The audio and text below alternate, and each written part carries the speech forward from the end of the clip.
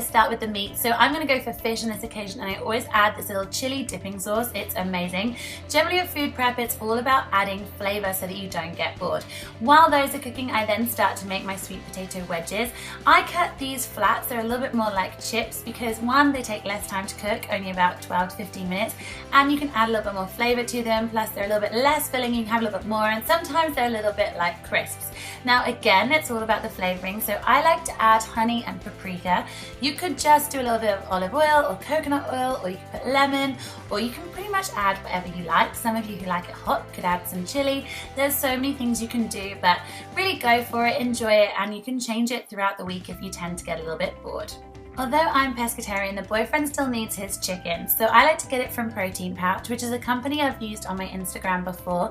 They send you all your meat and kind of your vegetables all packed and frozen, and you just defrost and pop in the pan. It's great because the meat doesn't lose size in the pan as it's not fully pumped of water.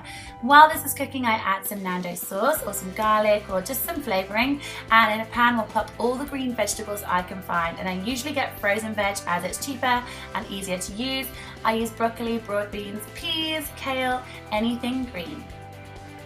One of my favourite things to make is a healthy pot noodle. All you need is a glass Kilner jar, as those keep things fresher for longer, generally about 4 days. Then add in my frozen veg, which has now been cooked, and I add in some other things that I want to pop in, so tomatoes and then a fish or protein, and today we're going to use prawns. Now all you want to do then is add in some noodles. You can get noodles that normally need about 2 minutes in hot water, so add whatever flavourings you like, then pop in the noodles, and then when you get to work just add some water to your glass Kilner jar, shake it all around, and you have your very own healthy pot noodle. Now it's time to dish it out. So you need yourself a load of containers. I generally have 2 and then a pot for snacks each day. So one for my lunch and then one for like a snack afterwards, and perhaps even my dinner or my breakfast.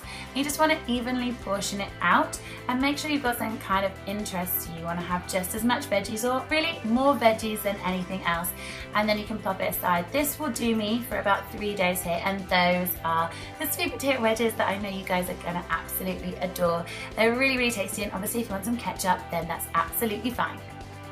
Next we move on to snacks, which are my favourite things. These pots are from Paperchase, and obviously you've got your standard banana and maybe apple with peanut butter, but in here we have some almonds, and a handful is literally the palm of your hand. We've also got some dates with blueberries, which is great for a little bit of sweet and some antioxidants.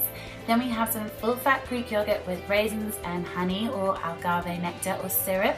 And then finally we've got strawberries with an assortment of nuts. You guys can use whatever you like. I just want you to make sure that it's a smallish portion